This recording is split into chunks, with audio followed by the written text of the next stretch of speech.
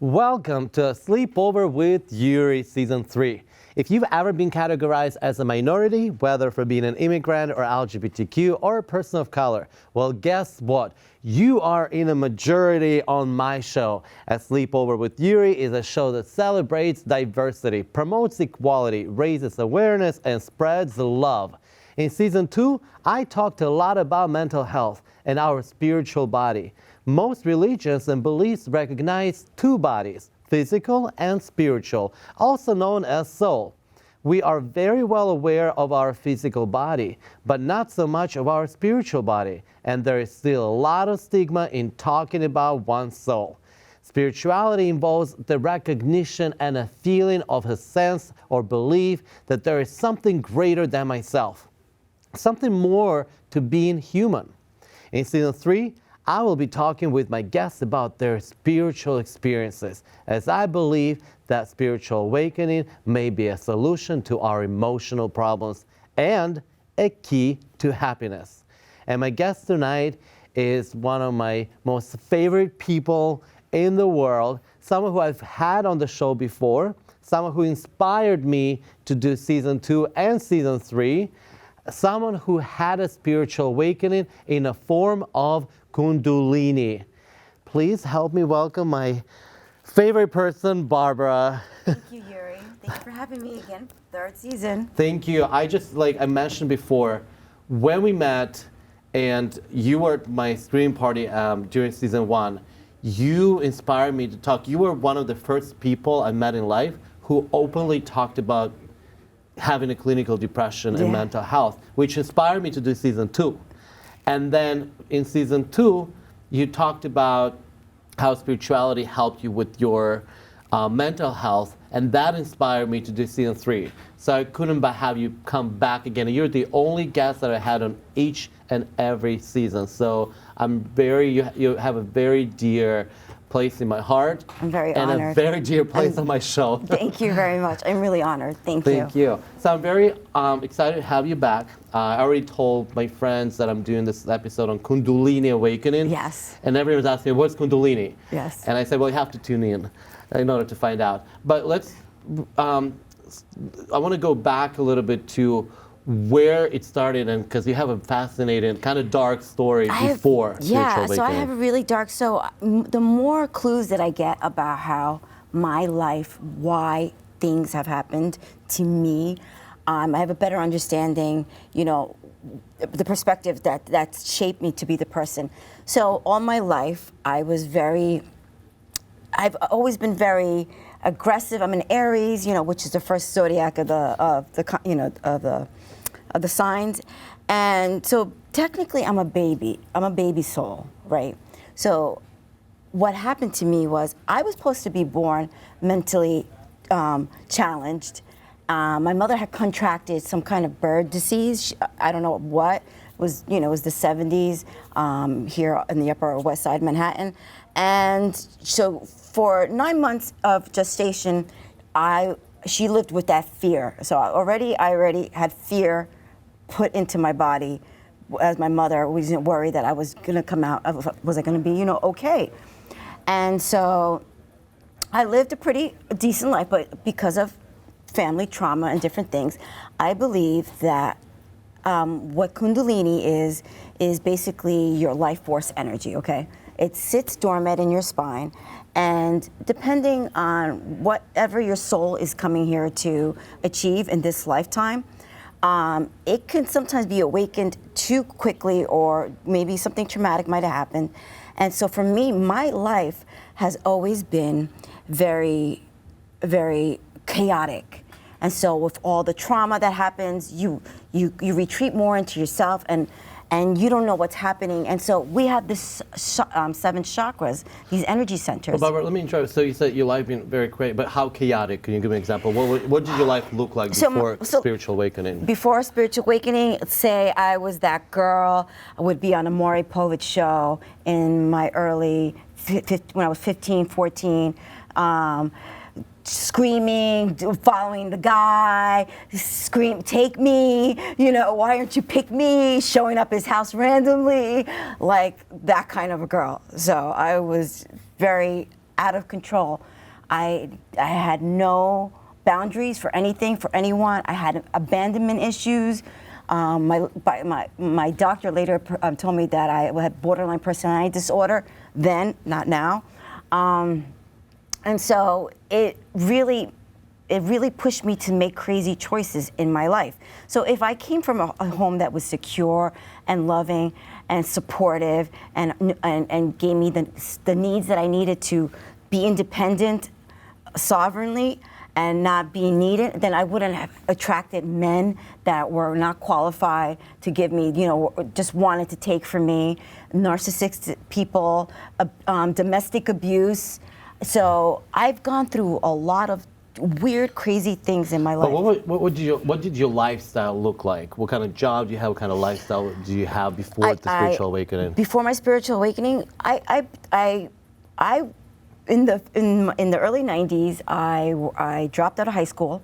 Oh. At 17, my mother moved me to Colombia for 6 months. She ran off to Arizona. She did some crazy stuff. But then I moved back and I started going to nightclubs. And so I was very heavily in the 90s at the Limelight Tunnel, Palladium, going to all, and it was great. And, I attracted a guy that wasn't the right fit for me then. But I could have been something in that era or the 90s club kids, but because I had attracted this wrong person, my life took a turn for doing drugs, him abusing me, hitting me, but then my soul one day just said, enough. And I got up and I broke up with him. I quit the Limelight and I got a job in retail, and that's where my retail career started. And so I worked for Banana Republic for 13 years. I worked for Ralph Lauren for 8 years. So I've always proved myself. So every time my soul had enough, I would get up and leave or quit. Something would happen. And during the time when you were doing drugs and having the chaotic lifestyle, a chaotic boyfriend, partner, at that time, when did you develop? Because in season 2 we talked about your clinical depression. When would you say that you started feeling depressed during the time? That was at the age of 15, right after the first boyfriend broke up with me, and I put on a lot of weight, and a lot of things that happen aren't privy to you in those moments in that time until you get the wisdom and as you gain, as you get older. And so now I know that there's something called the light body. So I put on some weight this time around again, and it's happened to me 3 times majorly in my life. And it's because the soul is awakening in me, and your whole body requires fat to put on. Mm-hmm. To have this transformation, the cellular DNA to transfer you.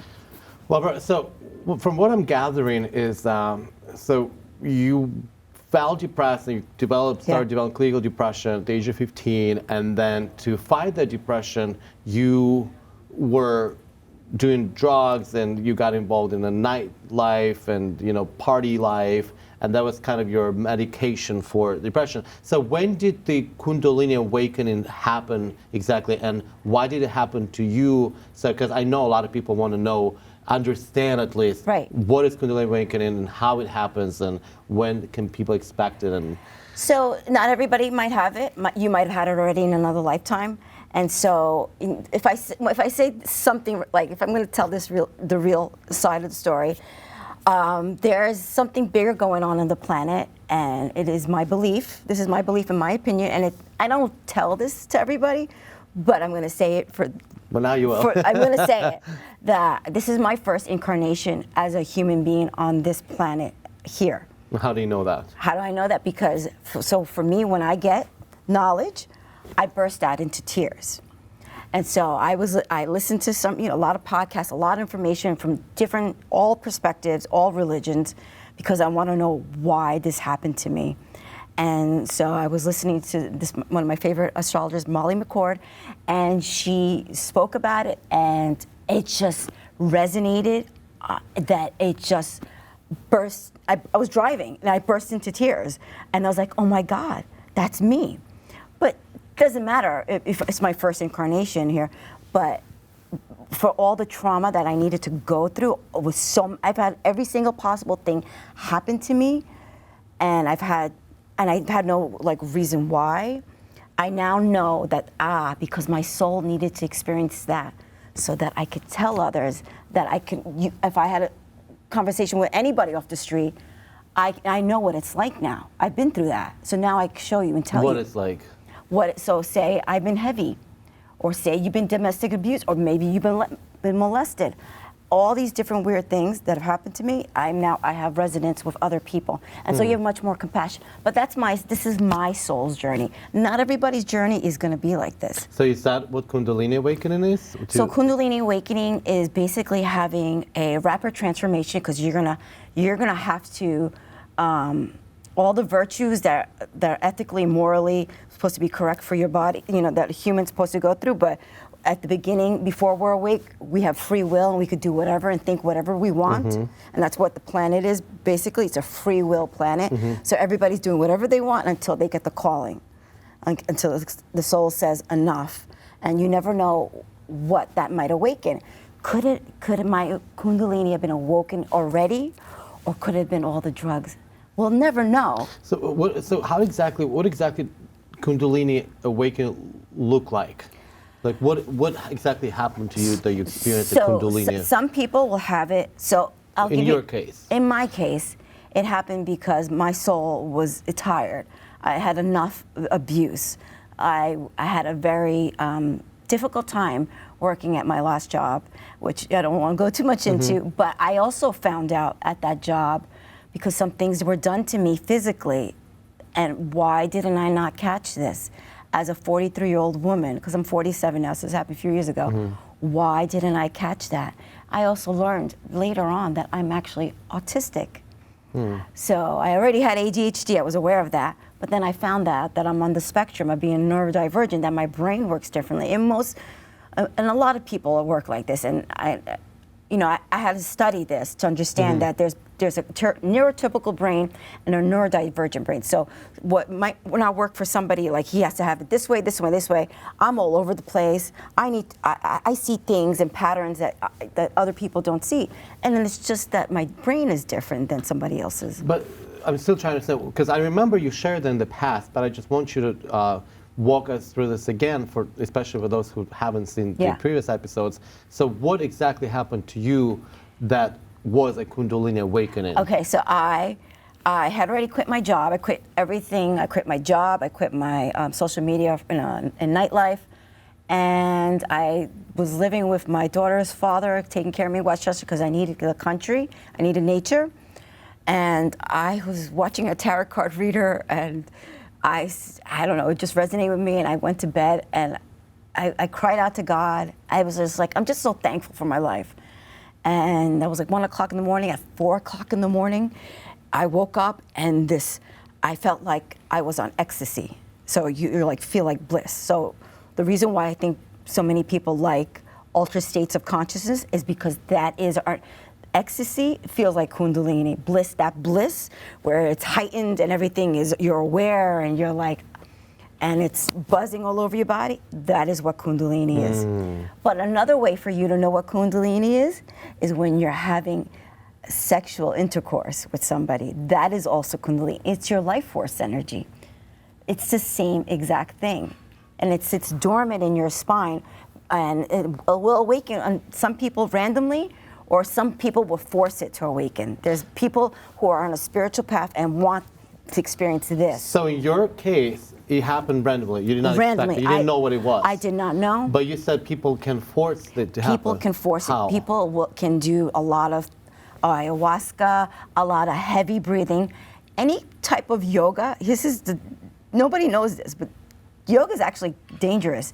If you are not aware of anything spirituality or anything about dimensions or anything, you can come into a psychotic episode because with forceful breathing techniques like breath of fire, you can actually hurt yourself because this breath is working to break open any blockages. And if you have not done the spiritual work, you can end up in a state of psychosis for a few weeks, for a long time. It just depends. And I've gone through that, and it's not pretty because it is very lonely. Everybody thinks you're crazy, and everything is just heightened and you can't move and you're almost like catatonic. And that's, I wish I would have known this. So Barbara, I'm putting the dots together. Okay. I'm starting to have an idea what a Kundalini awakening is. But so what I'm trying to understand now, after that happened to you, what was the reason that it happened to you? And after it happened to you, did it change your life for better? So right now, hasn't. I mean, for the better, yes, because I'm more aware of who I am. So I had to learn how to create boundaries with people. I had to start learning how to say no. That doesn't work for me. I had to see how my family behaves with me, including generational trauma with like my mother. She's Hispanic, and the way she would manipulate me, and that wasn't working anymore. But I also was playing out victim consciousness. And so I had to learn what scarcity and victim consciousness means, which means that if I talk about, say, a celebrity and diss her, I'm actually not learning any lessons here. I'm actually causing more karma because I'm spitting out whatever my view is, or thinking that guy who cut me off on the highway and damning him and cursing at him. That's actually lack consciousness, and that will actually prevent me, because I'm having a Kundalini awakening, from obtaining the next steps into achieving enlightenment and self-realization. Basically what I'm doing is I'm transcending anything that the personality, which can be considered Barbara, is the personality, and the soul is awakening. The soul is coming into being. I'm actually merging my higher self, which is considered the higher version of me that's been living outside of me because of all the trauma. So basically I'm integrating, that's what Kundalini awakening is integrating the soul back into the body, so I'm not living outside with all this trauma. Now I know who I am. Now I go around and I'm much more kinder to people. If I see somebody crazy in the train. So it's more self-awareness. Yes. Interesting. Yeah. You're the second person. My first episode, I had a guest talking about manifesting things in her life. And one of the points of her concept of spiritual awakening was self-aware of what is that I want and following the path of what you want. So that is interesting. Barbara, does life, or do you physically feel any different before spiritual awakening, before Kundalini awakening, after Kundalini awakening? Everything's very vibrant. Everything is very. Do you feel like you're high on life? Yes. Well, I'm high a lot. But without any substances. Without any substances. And so for me, like, the blocks have been breaking open, and the last block that broke was my back heart chakra, because we have all these chakras. We have the front ones, and then we have back ones. And the Kundalini energy basically starts at the root and the back, goes up the head, goes back down, and it's basically going to be doing circling, because we have many chakras that need to open, and it opens a little bit. If I was completely enlightened, my body would say enough, and I would actually die, and I would probably integrate back. But let me ask you, Barbara, so now that you have more self-aware because of Kundalini awakening, how did that change your life? What choices did you make toward your life that you feel like came from Kundalini awakening? I'm still sad, but that's because the energy is breaking up emotions. And so there's something called the Schumann resonance, the Earth's magnetic field, and so space weather I watch, because we're actually 70% water, and this stuff that's happening in the sun is affecting us here on the ground. So I'm on different Facebook forums and so I check the symptoms. So for me, it will come up, and all of a sudden I'll be sad out of nowhere, and I have to just sit. But because I'm aware and I've done already the studying, I'm like, okay, I know what I need to do. But if it's somebody who's just at the beginning, like when I was, at first, I didn't understand what was happening. And so it takes other people. That's why I spoke to you all the time about it, because I want people to know that there's something bigger and greater going on that we need to bring attention to. So it seems to me from, again, hearing what you're saying about Kundalini awakening, I try not to compare, but for this project, for season 3 of my show, Spiritual Awakening, I kind of want to draw a line between all of my guests eventually, and just comparing you with the girl from episode 1. And I remember she said that Spiritual Awakening gave her awareness of what she wants and what she is, and it did take her away from alcohol abuse and hated herself. So what I'm gathering here now from your story, that Spiritual Awakening, in your case as well, gave you awareness, took you away from drugs, but it doesn't necessarily give you happiness or treat your depression, but maybe Spiritual Awakening is not necessarily for that. So I'm just trying to understand, what is Spiritual Awakening? Is it a good thing or a bad thing, and why exactly we experience it and what it does? I think it's a part of the soul's journey. So the personality is not going to like the depression, the sadness. We're gonna fight it. And the ego, is basically have the ego have a seat and say, this is no longer working out for us, and we're gonna take over. And it's basically retraining everything that you thought. So it's uncomfortable in the beginning. It's uncomfortable to tell your friend that you've known for 20 years that you actually what you're saying is hurting me, or maybe you're just here next to me because you want me to, because I always tell you, you look good and don't worry, it's always going to work out. And so you're taking it from me. But when I talk about my problems to you, you're not listening. So it's just going to play out differently depending on whatever the lessons you need to gain. Maybe you're doing the wrong thing morally and to get money. And that's also plays a big thing when you're having a spiritual awakening, because you can no longer do the certain things that you did before that to get money. Like if you wanted to sell feet pictures, you would think about, why am I selling these feet pictures? Does that, who's that going to? Like, think about it. Like, what kind of person wants to see that? Like, but it's a 50-50 sword. All right, another question that I have for you, because you experienced spiritual awakening kundalini quite a couple of years ago. When exactly when it happened? So it's 4 years now. 4 years now. Yeah. Is that one thing and one type of experience at a time, a momentum, or it's something that keeps developing and growing and getting better or worse for you? It keeps developing. It keeps coming stronger. Okay.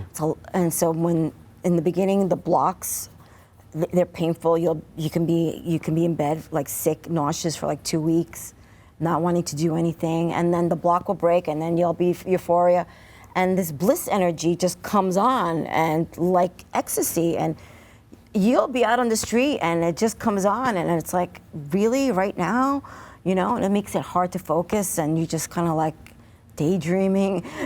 But Barbara, you mentioned before that spiritual awakening and the soul and the personality are two different things.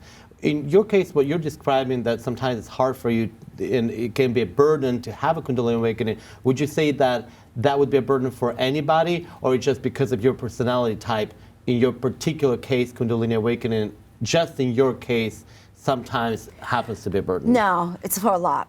There's a lot of people going through this, but it balances out after a while. And I've read a lot of literature. I'm not there yet personally, but it balances out in a few years, and it goes away, and you become a better person. You go out into the world, but it just depends on what your soul is.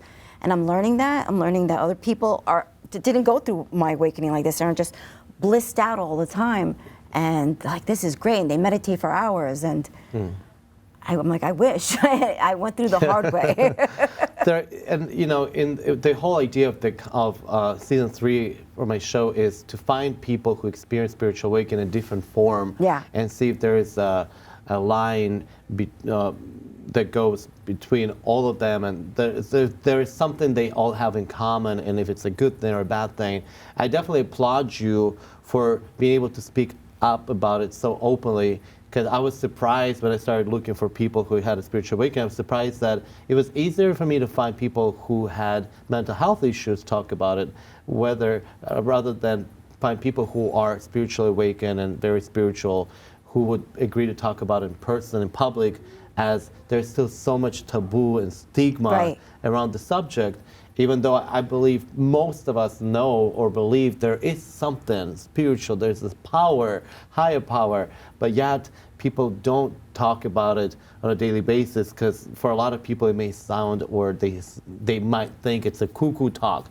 So for you to be so brave and just come here and talk about it so openly, it's so refreshing. It's so, you said something big is coming. For me, this is what's coming. For me, spirituality, I hope, will be normalized and standardized for a lot of people and will not be a stigma anymore. Barbara, if you had, since you are a spiritual awakened person with kundalini, Yes. it's a one form out of many, what message would you give to people who are not spiritual awakened yet or who are getting there and then not sure what they're getting themselves into? Like, is there a message you would like to address to people? I would say is take everything in stride, go easy. It's just like, I'm kind of lost for words, but I think everybody is differently and just be open to other people's perspectives and honor people where they're at. And I think if you do the work on yourself and you do the own research for yourself, then you'll have compassion for other people. I adore you because you are a ball of that's radiating joy and happiness. And even though I know you said you feel sad oftentimes, but that's not the vibe and energy you're giving me. You're always uplifting me. Every time I see you, hug you, hear you, I feel so much better. Like I charge my life battery with your spiritual awakeness. I want you to know that and remember that you radiate nothing but happiness, and I see you as a spiritual awakened person. And when you gave a message and talked about be compassionate to other people, there's nothing but love in that message. And I think the spiritual awakening, one of the forms of it is just love. And I'm so happy that you came tonight. I'm so happy that I've had you in every season. And you're definitely, if I ever do another season, I'm sure you'll be back again. But on this note, let's go to bed. Okay, Yuri, thank you for having me. Sleep. Thank you Let's for go to coming sleep. always. Okay. Have a good night. Good night, everyone.